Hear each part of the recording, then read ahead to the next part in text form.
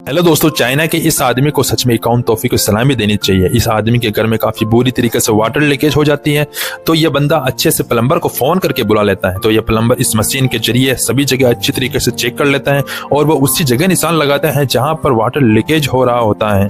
लेकिन मेरी तरह आपको और इनके घर वालों को बिल्कुल भी इस आदमी पर यकीन नहीं हो रहा था। यह आदमी घर में लगे टैंक को तोड़कर उसी जगह पर खुदाई करने लगता है और थोड़ी ही खुदाई करने के बाद दिखता है कि बहुत ही बड़ा लीकेज वहां से निकल जाता है। तो दोस्तों, ऐसी मशीन अगर हमारी इंडिया में आ जाए तो बहुत ही अच्छी तरीके से हम वाटर लीकेज को चेक कर सकते हैं और